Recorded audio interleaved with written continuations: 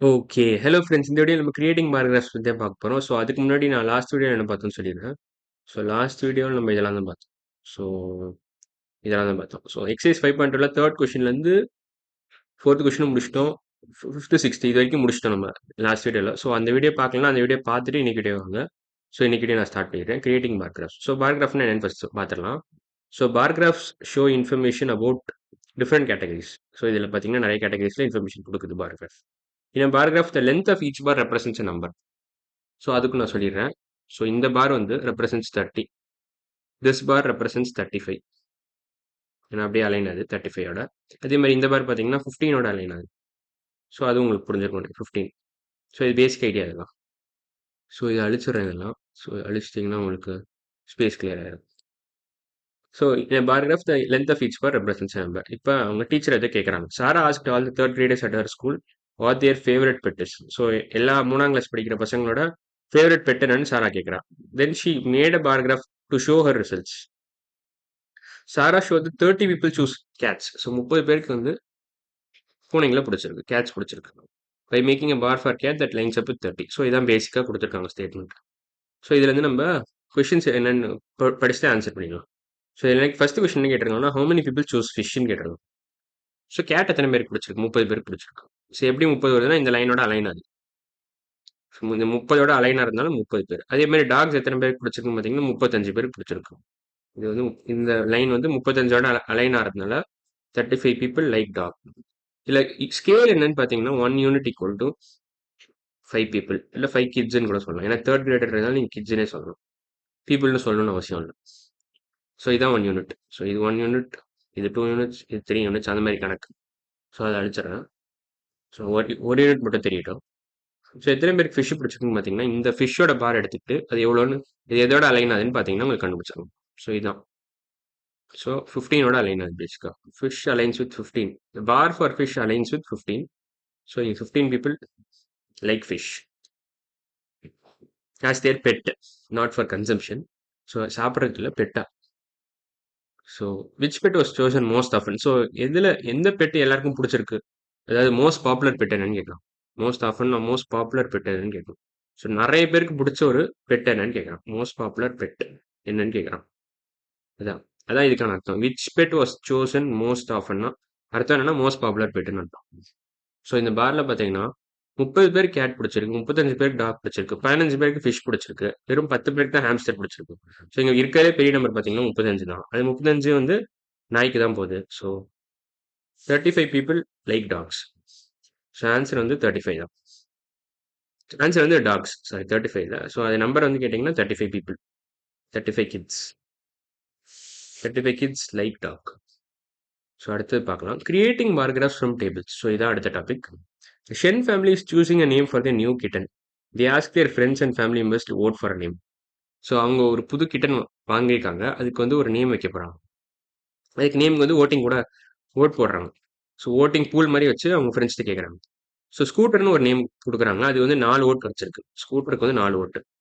Scooter என்ற ஒரு நேமுக்கு வந்து 4 ஓட்டு. ஃப்ளஃபின்னு ஒரு நேம் வைக்கிறாங்க. சில பேருக்கு ஃப்ளஃபின்ற நேம் பிடிச்சிருக்கு. 8 பேருக்கு வந்து ஃப்ளஃபின்ற நேம் பிடிச்சிருக்கு. ஸோ 8 பேருக்கு ஃப்ளஃபின்ற நேம் பிடிச்சிருக்கு.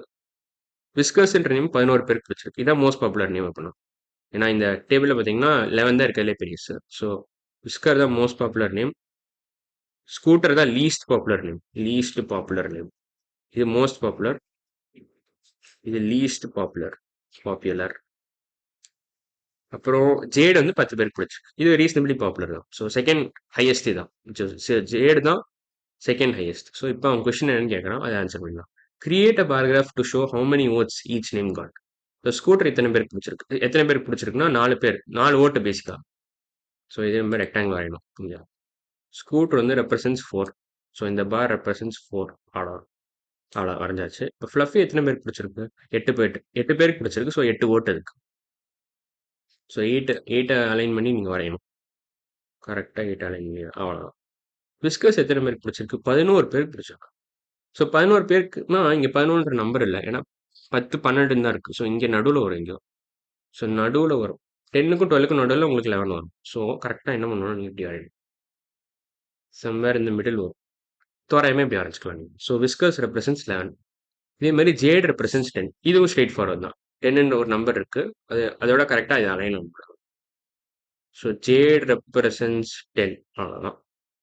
ஸோ இந்த பாராகிராஃப் ஓவர். ஸோ இது வந்து கரெக்டாக முடிஞ்சிருக்கும்னு நினைக்கிறேன். ஸோ இதை எழுதிடுறேன். So scooter represents 4.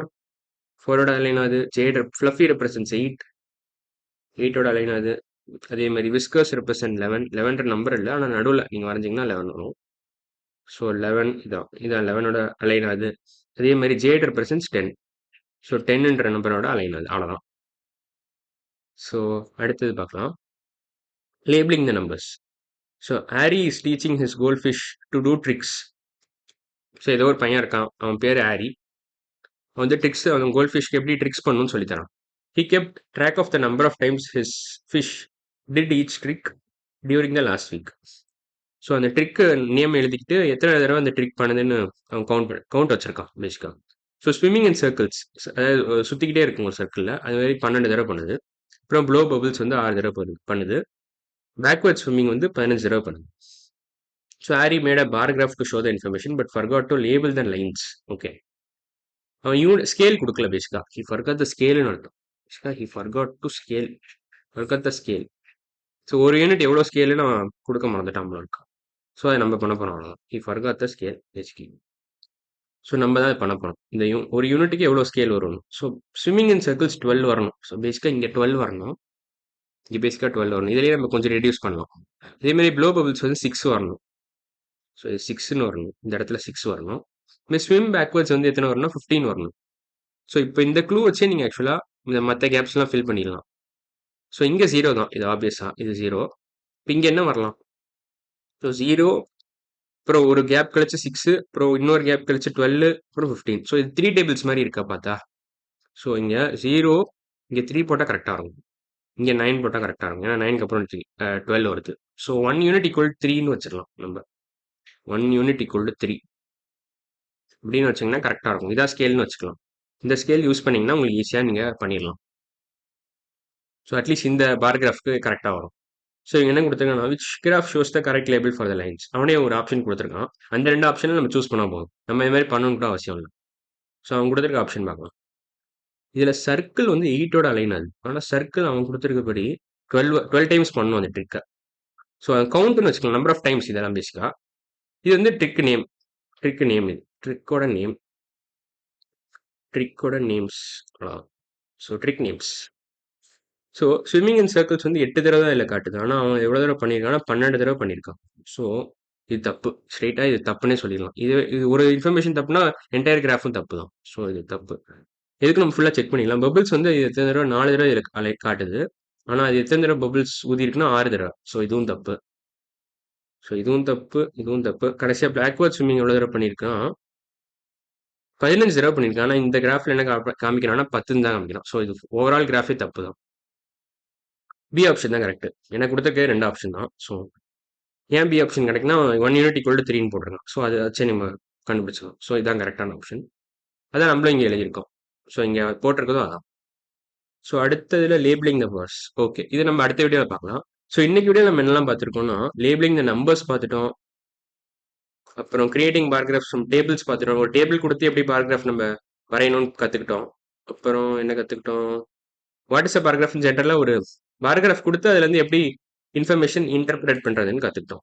So டெடியூசிங் information, அதாவது இன்டர்பிரேட்னு சொல்லலாம், இல்லை டெடியூஸ்ன்னு சொல்லலாம். Interpret data from paragraphs. So data, அதாவது அவன் டேட்டா கொடுத்தானா அதுலேருந்து நம்ம பாராகிராஃப் கொடுத்தானா அதுலேருந்து டேட்டா நம்மளால எடுத்து யூஸ் பண்ண முடியுது. Basically using data, given a paragraph we are able to use that data. Interpret டேட்டான்னு சொல்லலாம், இல்லைனா டெடியூஸ் இன்ஃபர்மேஷன் சொல்லலாம்.